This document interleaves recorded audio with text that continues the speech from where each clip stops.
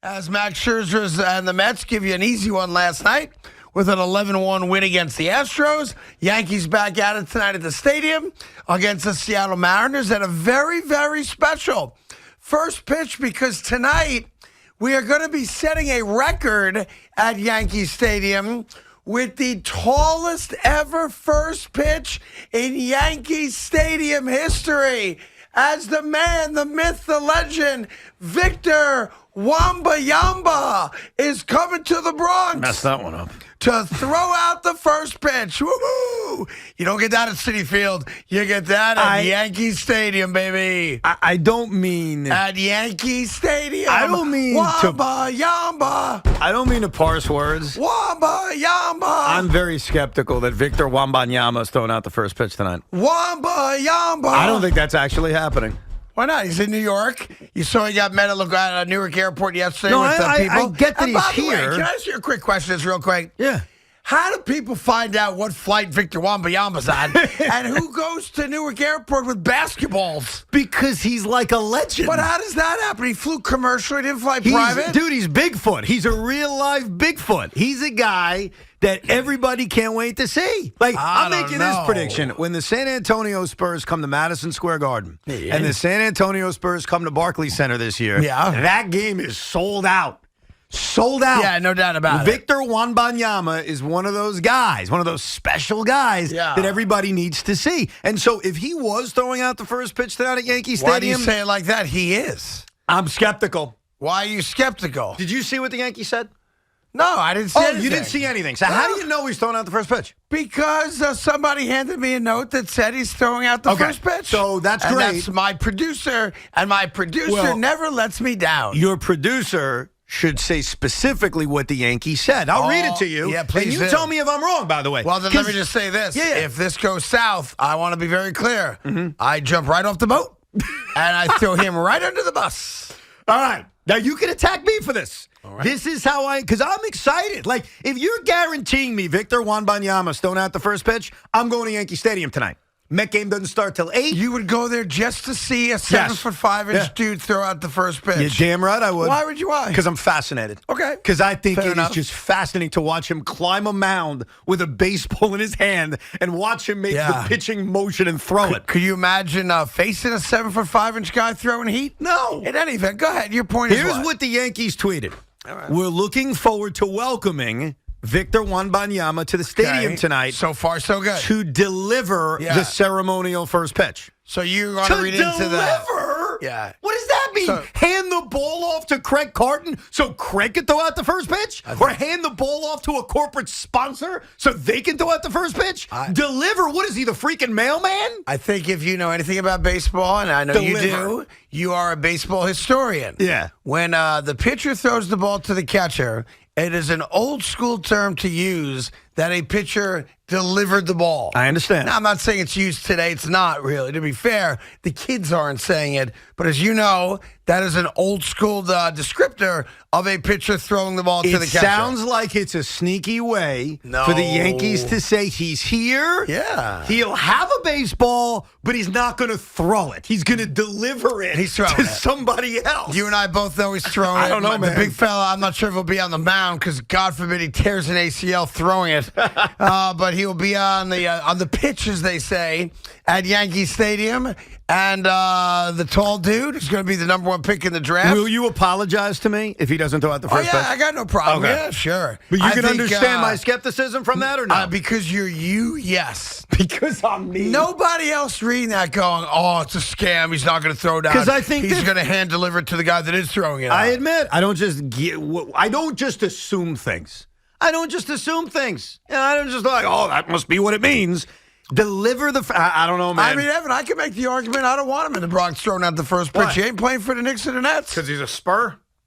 Yeah, I mean, he's going to play for the San Antonio Spurs. Now, I happen to like the fact that a kid coming into town who's going to be the first overall draft pick, and obviously he's different than most every other pick we've ever seen, although there have been a couple guys you could point to that, 7 feet tall and up, who obviously had good careers. This guy's viewed as a game changer, but I think it's all good.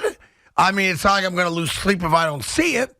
but I'm happy they're doing it. The reason why he's going to get cheered and the reason why you should have no issue with him is we have zero affiliation with him. The Knicks were never in the lottery. Correct. The Nets were never in the lottery. There was never a let's tank for Wembanyama talk around here like you guys did for Zion Williamson. So we just don't have any. Yeah. There's no broken dream with Victor Wembanyama. No, just watching a guy that, in a good way, might be a freak of nature. Might be a kid that the likes of which the only one that's even close is Kevin Durant, a 7-footer who can do everything and look athletic in doing it. So we're on the verge of seeing something that might be very, very special. But outside of that, you're right. There is no New York connection to this kid whatsoever. So it's a non-offensive, easy win. Yeah. Have the kid come out. We've all heard of the kid. Very few of us have ever seen him, even highlight-wise, outside of the fact that he couldn't get the job done against Monaco in the European Championship. You know that against them? Didn't win a single game in the finals, only had 22 points in an elimination game, but don't allow me to digress. Are you going to break down how the G League Unite did behind Scoot Henderson? What was their record? I don't know. Not good. Not good indeed. So anyway, that's the deal tonight at Yankee Stadium. And there's another little basketball story brewing out there, Evan. And I, for one, feel like there's no way New Orleans trades Zion. How can you? When the guy plays, he's a generational talent. His issue's not his ability. His issue is playing. He's missed 194 games in his very short career. Once the tape comes out, we'll find out if he has any other issues. Well, very true. He's not a good performer in the sack, maybe. And my bigger concern with Mariah Mills is not a sex tape. It's the fact that she's like, yo, you be lying to people. You be drinking soda all the time. So, which I thought was awesome, by the way. But here's what's happening. Julius Randle is afraid he's getting traded. Let me walk you through why, the way my brain works. Go ahead. As you know, of course, for those of you that may have missed it, Julius Randle went on a podcast yesterday. It was Paul George's podcast, and he talked about what it's like being him in New York. Talked about how thumbs down clearly backfired on him. Took ownership of it. Yeah, and totally respect that. That's the first time he's ever done that, by the way. Went on to say that he loves it here. That the people of New York are so kind to him and gracious. And that when he walks the streets of New York City, it's nothing but love. And how after winning a single playoff round, it was like we had done something for the city. And he loves New York City. And the people adore him. And on and on and on. I'm like vomiting in my mouth as I'm listening to this. Because it's a bunch of crap. That didn't turn you around on him? And then he talks about how it's kind of like when you see a president and you look at the picture when he got into office versus when a president leaves office, all the worry and stress and things that go on. You age aggressively. And I saw a picture of him, and I compared a rookie picture of him to a picture of him saying he's right. He has aged poorly. Here's the reality, though. He's talking like a man that knows he's being traded who doesn't want to be. And the only guy you trade him for would be Zion Williamson. If it happens around this particular draft, we can debate that if you want in a minute. He doesn't want to go to New Orleans. So all of a sudden, the guy with zero personality, publicly at least, he clearly has a personality that he saves for guys he's close with or trusts, I suppose. And I understand that to a point.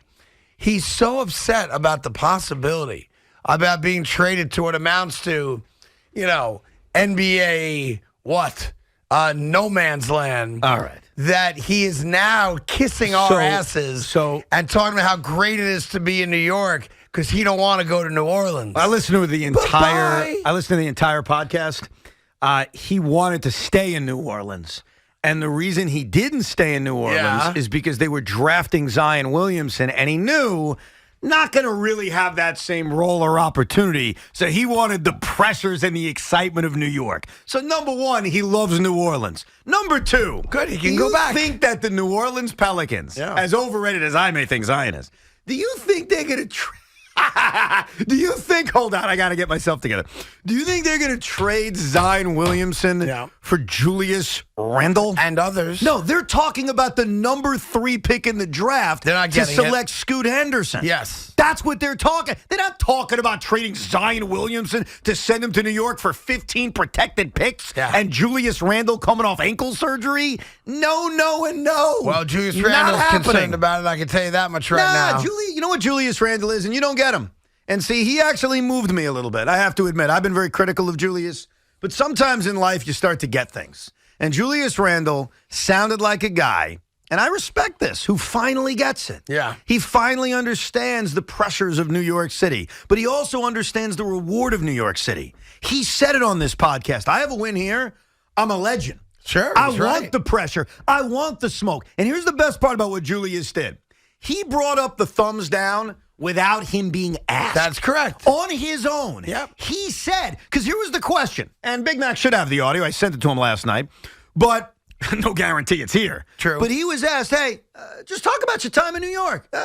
And he said, you know what? You want to hear what he said? On his own. I heard it. But On his own. Play it. I heard it. Without prompt, without, Yeah. hey, talk about the thumbs down. No. Just, hey, what's it like playing in New York?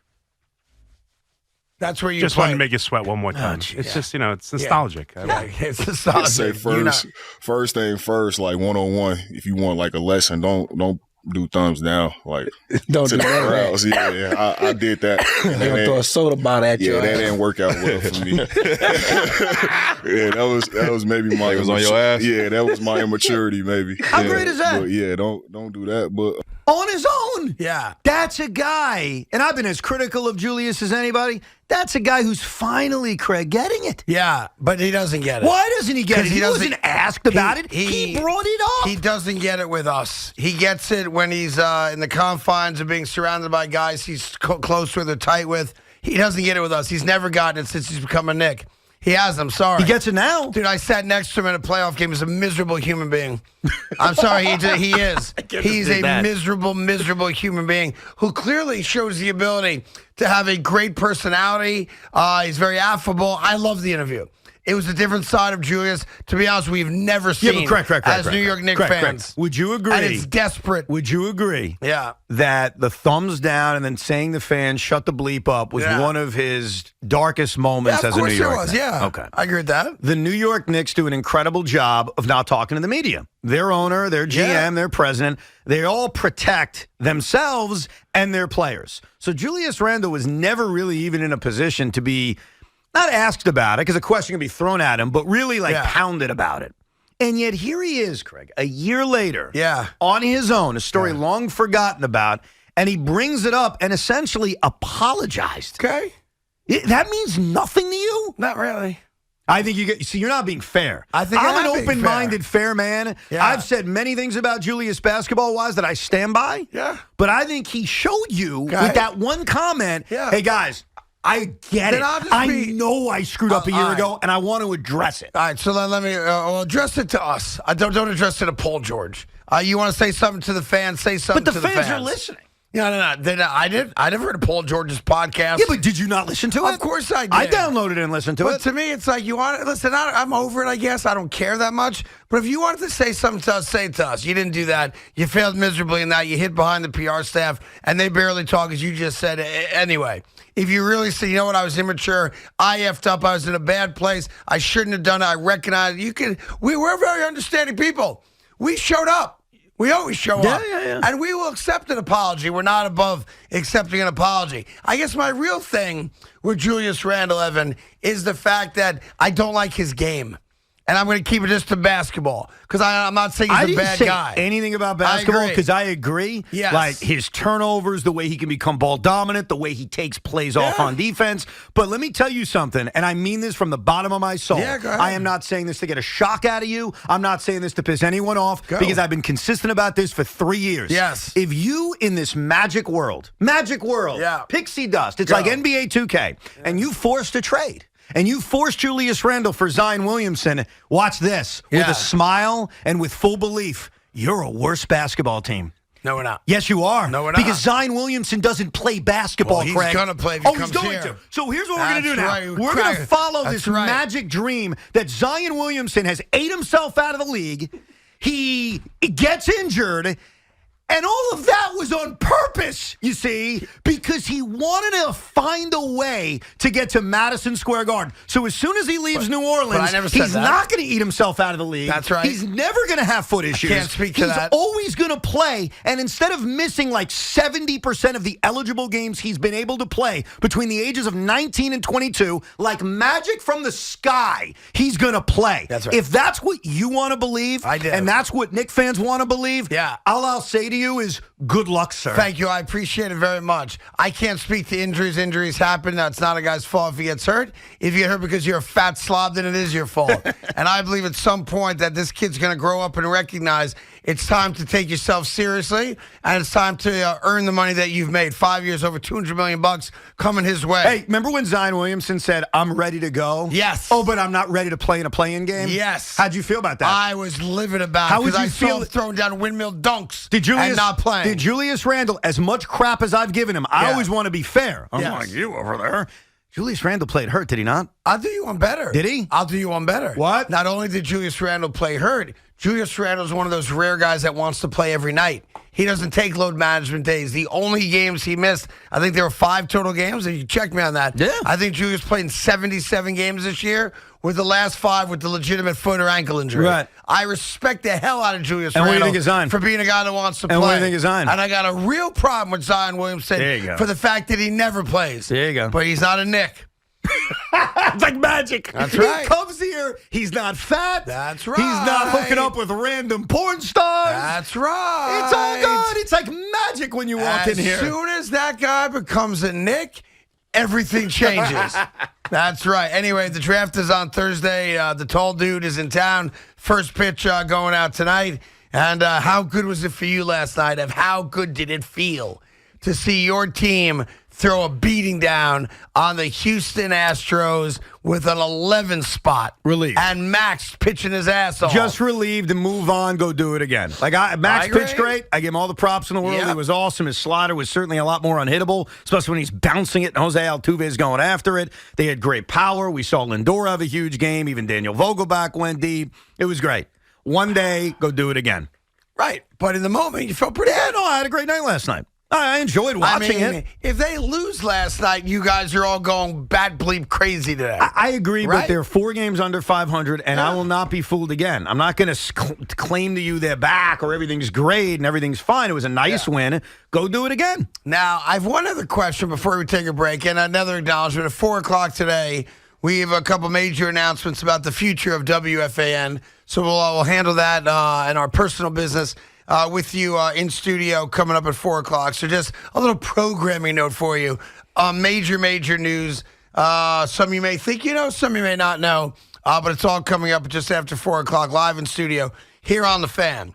Now, Evan, when it comes to sports, you're my go-to guy. Oh, boy. And I believe you would agree that when it comes to mechanical engineering, I'm your go-to guy. You are? So keeping those two facts alive, let me switch from sports for a moment to mechanical engineering. Here's what I don't understand. I don't understand why that submersible can't just go up. What I don't understand. I know it's not a submarine. I get that. I know it's controlled by a PS2 remote control. I even get that. What I don't understand, I even understand the fact you can't find the Titanic. I'm good with it.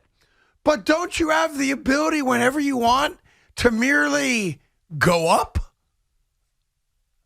I don't get it. I don't understand how they only give them 4 days of air and food. 4 days. Well, because the idea is that you go down, you see the Titanic, and you come back but what up. if there's a problem? I got to give myself more time to be able to figure this out. Well, now one guy who's an expert at going that far down, who's been to the Titanic a number of times, actually said, here's the reality of being that deep in the ocean. Yeah.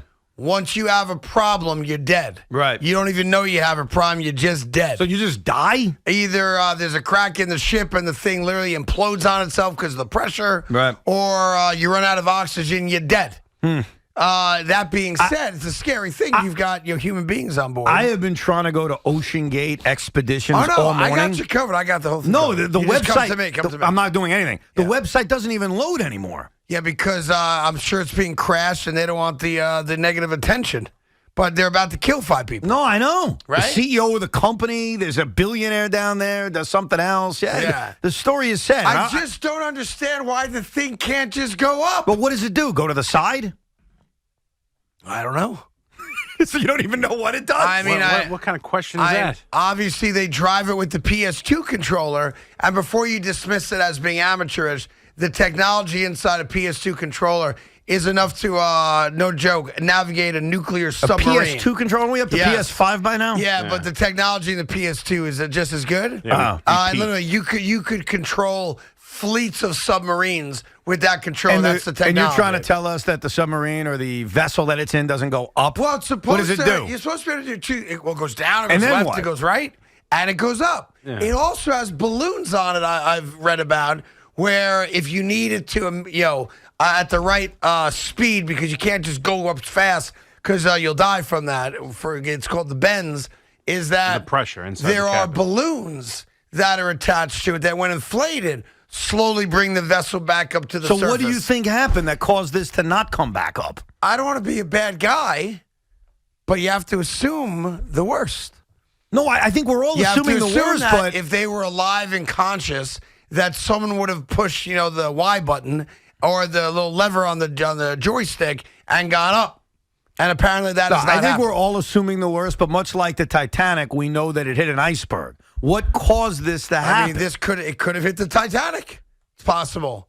Maybe you didn't see it. Maybe it hit a rock. I don't know.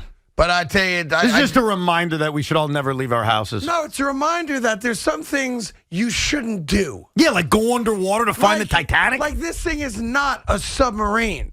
This thing was, put together kind of ad hoc. If you go watch some of the old videos but this about ocean, how the thing was built. But this Ocean Gate Expeditions is a company that apparently goes underwater Once a year. and they do some kind of deep sea diving or whatever. They do this once a year. For what though? Usually, This thing is built to go down, almost 3 miles to get to the Titanic. They only do it once a year. And here's the other thing that gets me: just like you and your family are on vacation, right? And you're like, hey, let's go parasailing. That seems like a fun idea. Did it one time in the Bahamas or Jamaica, or wherever you go. Never again. Did you ever check to make sure that the parachute worked? Yeah, but you know what my rationale was on the I'll tell you why I parasailing? asked that question. You ready? Okay. Because the last time this ship went under, it also got lost. What are you talking about? This particular submersive, Right. the last time it went underwater For what? For the same to project? go to the Titanic, it got lost for 2 hours. Yeah, but it came back. But the point is, if the last time they went,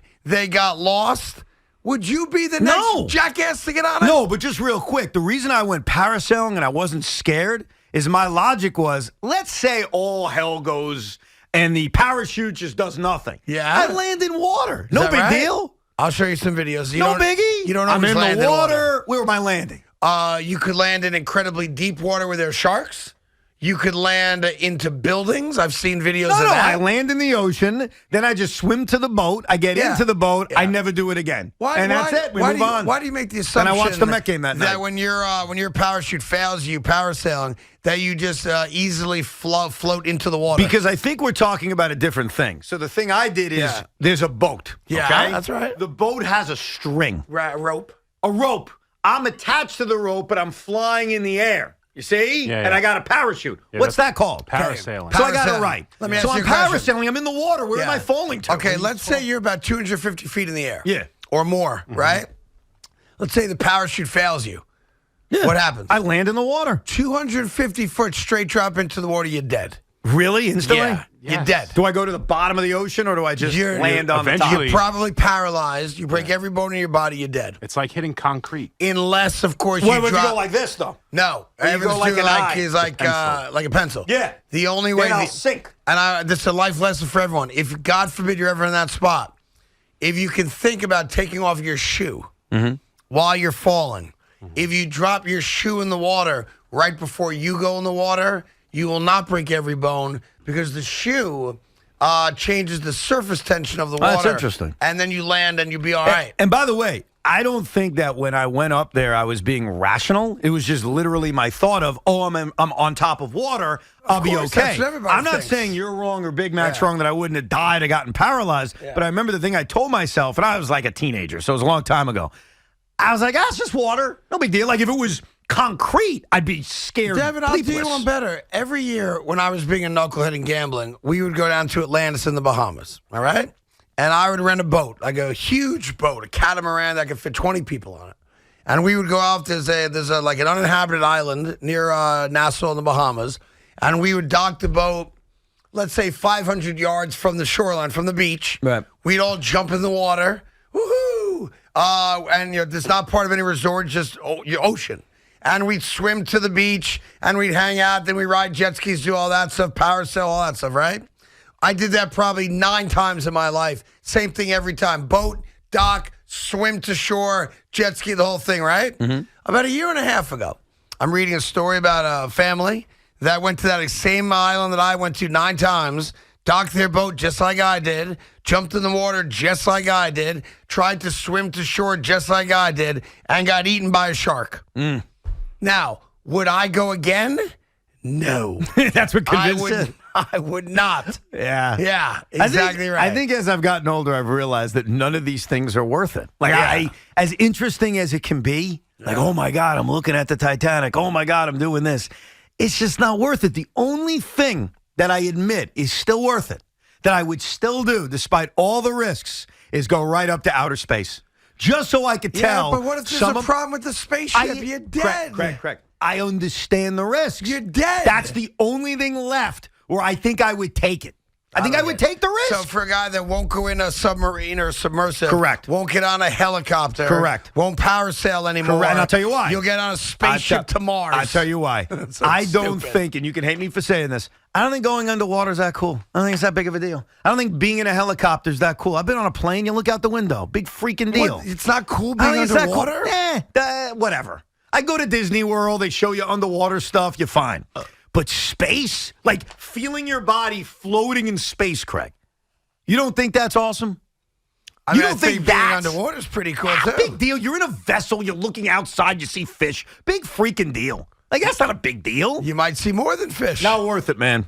877-337-6666. Well, fingers crossed that they somehow find this vessel and they bring it up to the surface and everybody's alive, but it's not looking good. And if they are alive, they are running out of oxygen. The whole thing's crazy. You got 3 billionaires on board. I mean, it's crazy, right? The things you do when you have money. Yeah. Because I can tell you what, ain't nobody making $50,000 a year getting on that ship. Because you can't. It costs $250,000 to get on that thing and go underwater. Coming to you live from the Town Fair Tire Studios, powered by Town Fair Tire. Nobody beats Town Fair Tire. Nobody.